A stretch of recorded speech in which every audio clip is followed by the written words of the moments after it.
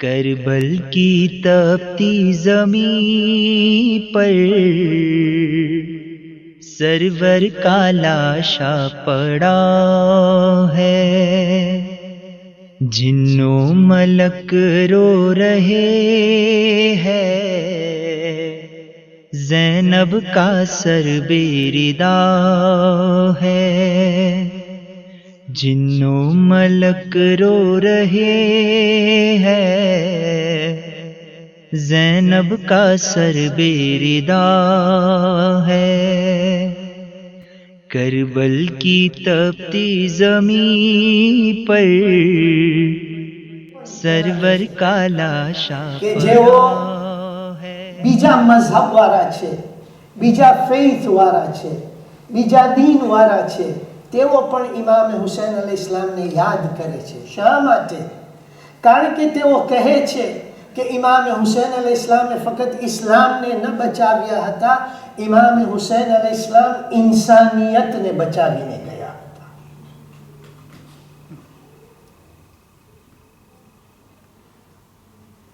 સમજી ગયા મારા બુઝુર્ગો, નવજવાન ભાઈઓ અને બહેનો, કે આ આઝાદારી કેટલી મોટી ચીજ છે, કેટલી મોટી નેમત છે કે આપણને આ મોકો મળ્યો. આ આઝાદારીને બાકી રાખવા માટે હું ફક્ત ટૂંકમાં બયાન કરું છું, ઇતિહાસની અંદર હું ઊંડાણમાં નહીં જાઉં. ફક્ત એટલું જ હું કહું છું કે આ આઝાદારીને બાકી રાખવા માટે કુરબાનીઓ દેવામાં આવી છે. ફક્ત તમે વિચાર કરો મારી સાથે કે કરબલાનો વાક્યો થઈ ગયો, અસીરાને કરબલાને રિહા કરવામાં આવ્યો, મદીના તેઓ આવ્યા. શું તરત જ તે વખતેથી આઝાદારી શરૂ થઈ ગઈ? નહીં. તે વખતે જો આઝાદારી થતી હતી તો એ કેવી રીતે થતી હતી કે માણસો ભેગા થતા હતા, 2-3 દોસ્તારો, 5-6 જાણવાવાળાઓ સાથે ભેગા થતા હતા અને તેઓ એકબીજા સાથે વાતો કરતા હતા કે કરબલાની અંદર ઇમામ હુસૈન અલૈહિ ઇસ્લામને કેવી રીતે કત્લ કરવામાં આવ્યું, શા માટે કત્લ કરવામાં આવ્યું. પછી જ્યારે બનુ ઉમૈયાનું જોર ઓછું થતું ગયું તો 5મા ઇમામ પોતાના માનવાવાળાઓને કહી ગયા હતા કે આશુરનો દિવસ આવે તો તે વખતે તમે ભેગા થઈ અને મારા દાદા ઉપર જે કરબલાની અંદર થયું હતું એના બારામાં તમે ચર્ચા કરો, વાતો કરો, અને જ્યારે અસરનો વખત આવે તો તમારા મકાનની કોઠરી ઉપર જઈ કરબલા તરફ જઈ અને કહો, અસ્સલામુ અલૈકા યા અબા અબ્દિલ્લાહ. જ્યારે બનુ ઉમૈયાનો ઉથલાવ થઈ ગયો, બનુ અબ્બાસ આવ્યા ખિલાફત ઉપર, તો 6ઠા ઇમામના જમાનામાં, 7મા ઇમામના જમાનામાં, 8મા ઇમામના જમાનામાં તેઓ શાયરોને, મરસિયા પડવા વાળાઓને ઉત્તેજન આપતા હતા. 6ઠા ઇમામ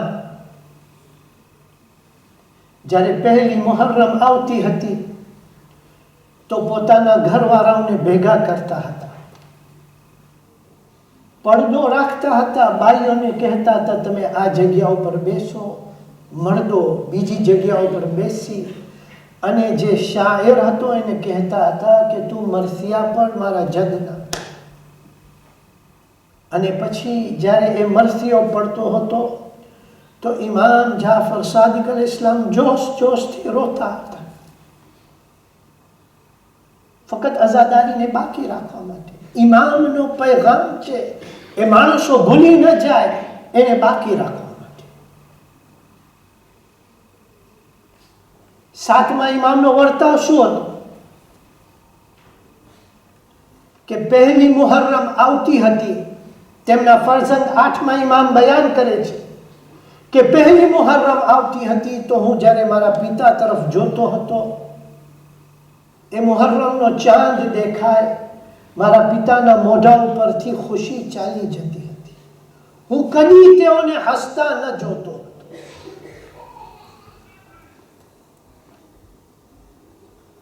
પછી એક જમાનો આવ્યો બુવૈહિદનો, જ્યારે બુવૈહિદ ઇરાક ઉપર હુકુમત કરતા હતા, તો તે જમાનાની અંદર આ 10 દિવસનો સિલસિલો શરૂ થયો. આજે જે આપણે ભેગા થાય છે અને 10 દિવસ સુધી મજલિસ રાખે છે, એ શરૂ થયું એ જમાના. અને પછી આસ્તે આસ્તે કોઈકના ઘરે શાદી હોય તો તે વખતે મજલિસ રાખવામાં આવે, કોઈકે નવું મકાન લીધું હોય તો મજલિસ રાખવામાં આવે, કોઈક માણસ હજ પડીને આવ્યો હોય તો મજલિસ રાખવામાં આવે. આવી રીતે આસ્તે આસ્તે ઇમામની અઝાદારી જુદી જુદી જગ્યાએ જુદા જુદા કલ્ચરની અંદર આવી ગયું.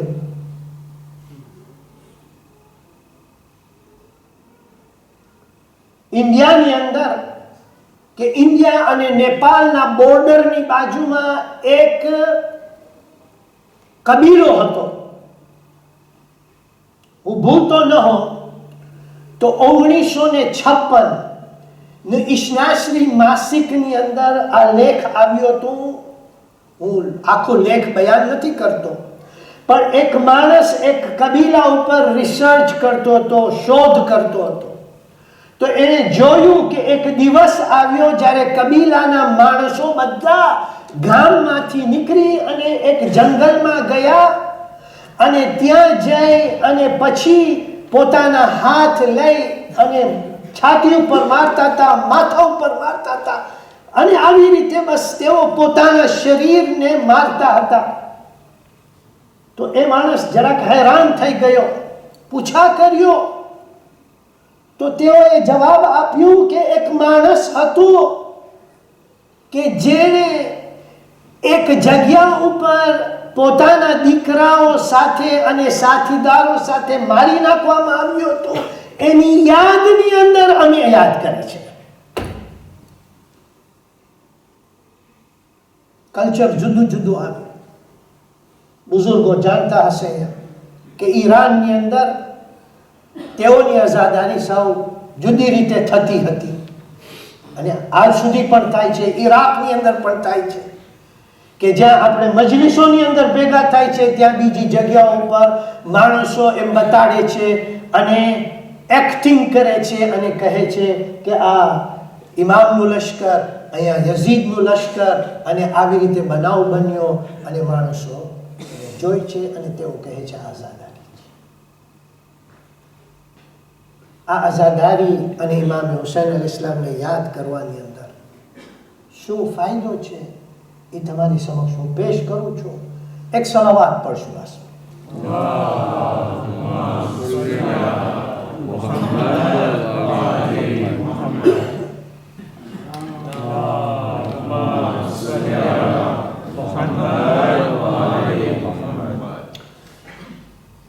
તમે અત્યારે અહીંયા આવ્યા છો અને મજલિસની અંદર બેઠા છો. તમારો મકાન છોડી તમે આ મજલિસની અંદર ભાગ લેવા માટે મહેનત કરી અહીંયા આવ્યા છો. એનું કારણ શું છે? શા માટે તમે આવ્યા છો? તમે ઘરે બેસી શકતા હોત, ટેલિવિઝન ઉપર મજલિસ જોઈ શકતા હોત, અથવા તો ઘરે બેસી કુરાનની તિલાવત કર્યા હોત, કોઈ કિતાબ વાંચ્યા હોત. અહીંયા તમે આવ્યા છો એનું કારણ શું?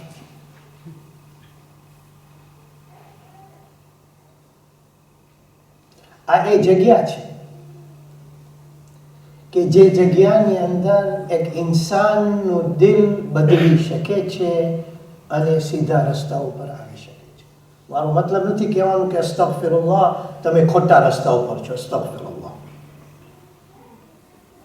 આ મજલિસ નો એક અસર છે કે એક ઇન્સાન પોતાના દિલને બદલાવે છે.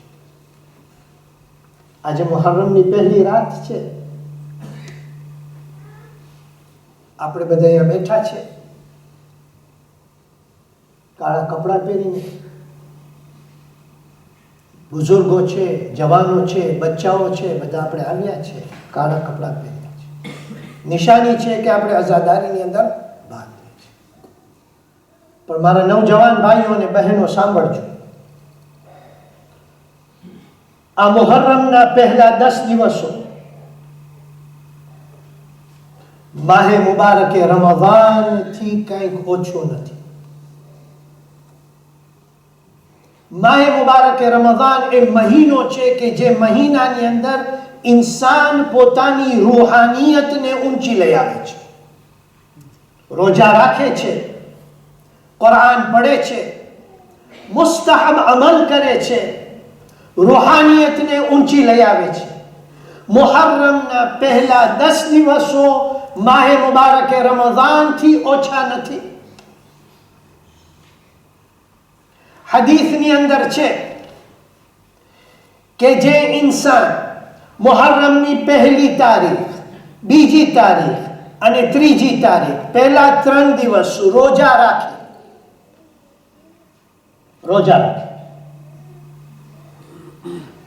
તો હદીસની અંદર છે કે જે માણસ 2 રોજા રાખે તો ખુદાવંદ તાઆલા એની 2 હાજતોને પૂરી કરે છે. પહેલી એ છે કે જે માણસ કરજાની અંદર ડૂબેલો હોય અને એ મુહર્રમની પહેલી તારીખ અને બીજી તારીખના રોજો રાખે તો ખુદાવંદ તાઆલા એના કરજાને પૂરા કરે છે. બીજા રોજો અને બીજો ફાયદો, જેને ત્યાં ઔલાદ ન થતી હોય, અગર એ પહેલી અને બીજી તારીખના રોજો રાખે તો ખુદાવંદ તાઆલા તેઓને ઔલાદ અતા ફરમાવશે. અને ત્રીજી તારીખના રોજો રાખે તો જે પણ હાજત હોય ખુદાવંદ તાઆલા એ હાજતને પૂરી કરે છે. કાલનો દિવસ પહેલી તારીખ આપણા વર્ષ ઇસ્લામી વર્ષનો નવો દિવસ છે. કાલે નમાઝો છે, દુઆઓ છે. તો જેવી રીતે આપણે અઝાની અંદર આ ભાગ લે છે, આ આમાલ મુસ્તહબ આમાલ પણ આપણે કરે તો આપણે એની સાથે રૂહાની ફાયદો પણ મળે છે. અને આ અઝાદારી બીજું કાંઈ નહીં પણ રૂહાની ફાયદો આપે છે. કુરાનમાંથી હું પુરાવો કરું છું. બુઝુર્ગો સાંભળજો, નવજવાન ભાઈઓ બહેનો સાંભળજો અને જરૂર આના ઉપર વિચાર કરજો. ઝિયારતે આશુરા આપણે પડે છે. ઝિયારતે આશુરાની અંદર આપણે એક ફિકરો પડે છે. આપણે શું કહે છે? અલ્લાહુમ્મા જઅલની ફી મકામી હાઝા ممن تناله منك صلوات ومغفرة ورحمة. اللهم اجعلني اي خدایا تو મને عطا فرما. شو عطا فرما؟ في مقامي هذا આ જગ્યા ઉપર કે જ્યાં હું ઊભો છું, જ્યાંથી હું ઝિયારત પડું છું, ખુદાયા આ જગ્યા ઉપર મિમ્મન તનાલુહુ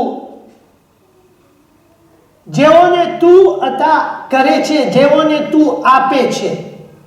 શું આપે છે? સલાવાતુન તારી સલાવાત, તારો પ્રમાણ,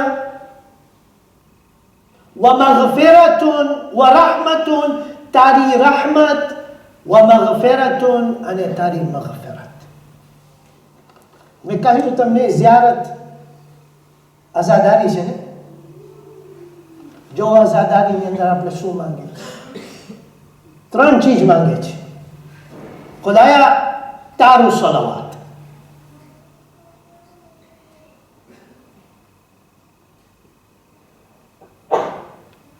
સૂરે આઝાબની આયત તમને યાદ છે, ઇન્ન અલ્લાહ વ મલાઇકતહુ યુસલ્લુના અલન નબી. ખુદાવંદ તઆલા અને એના મલાઈકા પૈગંબર ઉપર સલાવત મોકલે છે.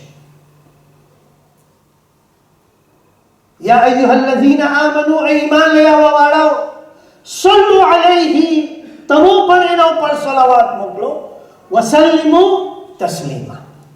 અલ્લાહુમ્મા સલ્લી અલા મુહમ્મદ વ આલિ મુહમ્મદ. સલાવત કોણ મોકલે છે? ખુદાવંદ તઆલા.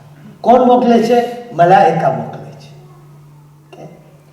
કુરાન મજીદની અંદર બીજી આયત હવે તમારી સમક્ષ પેશ કરું છું કે ખુદાની સલાવત શું છે. ખુદાવંદ તઆલા કહે છે, હુવલ્લઝી યુસલ્લી અલૈકુમ, અને એ ખુદા છે કે જે તમારા ઉપર સલાવત મોકલે છે. વ મલાઇકતુહુ, અને એના મલાઇકા સલાવત મોકલે છે. ખુદાવંદ તઆલા અને મલાઇકા જ્યારે સલાવત મોકલે છે, નૌજવાન ભાઈઓ બહેનો સાંભળો છો, આઝાદારીનો પહેલો ફાયદો, જ્યારે ખુદાવંદ તઆલા અને એના મલાઇકા સલાવત મોકલે છે તો કુરાન કહે છે, લિયુખરિજકુમ મિનઝ્ઝુલુમાતિ ઇલન-નૂર. જ્યારે ખુદાવંદ તઆલા સલાવત મોકલે છે, જ્યારે ખુદાના મલાઈકાઓ સલાવત તમારા ઉપર મોકલે છે, તો તે વખતે એનો ફળ અને એનો નતીજો ઈ આવે છે કે ખુદાવંદ તઆલા તમોને ઝુલ્મતમાંથી, જાહિલિયતમાંથી, ડાર્કનેસમાંથી કાઢી અને તમોને નૂર તરફ લઈ જાય છે. તો ઇન્સાન જ્યારે ઇમામ હુસૈન અલૈહિસ્સલામની આઝાદારીમાં ભાગ લે છે અને ખુલૂસથી ભાગ લે છે, ખુલૂસથી મરફિયા પડે છે, ખુલૂસથી પોતે સિનાઝની કરે છે અને ખુલૂસની સાથે તે આઝાદારીમાં ભાગ લે છે, તો એનો ફાયદો એ છે કે અગર એ ખોટા રસ્તા ઉપર હોય, અગર એ ખુદા ન ખાસ્તા ગુનેહગાર હોય, તો ખુદાવંદ તઆલા એને નૂર તરફ લઈ આવે છે, સાચા રસ્તા ઉપર લઈ આવે છે. આજે આપણે ઝિયારતે આશુરામાં કહે છે, ખુદાયા તું મને સલાવત દે તારી. સલાવતનો ફાયદો શું છે?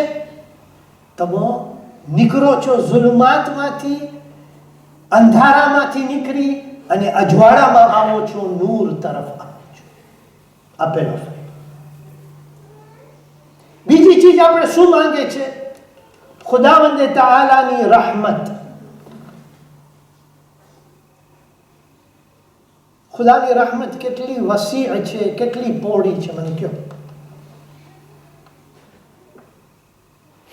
કોઈ કહી શકે કે ખુદાવંદ તઆલાની રહમત અહીંયાથી લઈ અને ઉવા સુધી છે. કોઈ કહી શકે કે ખુદાવંદ તઆલાની રહમતની અંદર કોઈક લિમિટ્સ છે, કોઈક પહાડો બાંધવામાં આવ્યા છે? નહીં. ખુદાવંદ તઆલાની રહમત એટલી વસી છે કે ખુદાની બધી મખલૂક ઉપર એની રહમત નાઝિલ છે. બધી મખલૂક. હવે તમે જેટલી મખલૂકનો વિચાર કરો, સૂરે આલે ઇમરાનની અંદર ખુદાવંદ તઆલા અમુક માણસોની સિફત બયાન કરે છે. અલ્લઝીના યઝકુરૂન અલ્લાહ કિયામન વ કુઉદન વ અલા જુનૂબિહિમ ويتفكرون في خلق السماوات والأرض سبحانك ربنا ما خلقت هذا باطلا. ખુદાવંદ તઆલા શું કહે છે કે જેઓ ખુદાને યાદ કરે છે જ્યારે તેઓ ઊભા હોય, જ્યારે તેઓ બેઠા હોય, જ્યારે તેઓ સૂતા હોય, અને ખુદાની જે મખલૂક છે એના ઉપર તેઓ વિચાર કરે છે, અને વિચાર કર્યા બાદ તેઓ કહે છે સુબહાનલ્લાહ. આ ખુદાની આટલી મખલૂક અને ત્યારબાદ ખુદાવંદે તાઆલા શું કહે છે કે તેઓ માણસ કહે છે, ખુદાયા તારી કોઈ પણ મખલૂક તે કોઈ પણ કારણ વગર પેદા નથી કરી. મા ખલકતા હાઝા બાતિલા, તેઓએ કોઈ પણ મખલૂક આમ જ કારણ વગર પેદા નથી કરી. દરેક મખલૂકને તે પેદા કરી છે, એનું કોઈ ને કોઈ કારણ છે. આ બધી મખલૂક ઉપર ખુદાની રહેમત વસી છે. તમને બીજું કહું, ખુદાની રહેમતના 100 ભાગ છે. 100 ભાગ છે. દુનિયાની અંદર ખુદાની રહેમતનો એક જ ભાગ ઉતર્યો છે. 99 ભાગ આખિરતમાં હશે.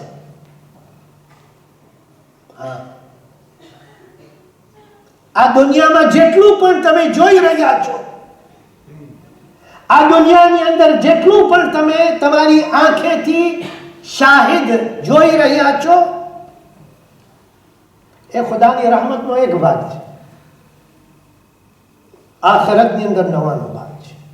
હવે તમે વિચાર કરો, એ કેટલો માણસ બદબખ્ત હશે કે જેને કિયામતના દિવસે ખુદાની રહેમત નસીબ ન થાય. કેટલો બદબખ્ત હશે. की तपती जमी पर सरवर का लाशा पड़ा है, खाए तमाचे शिमर के बाली भी छीनी गई है, बाबा का साया उठा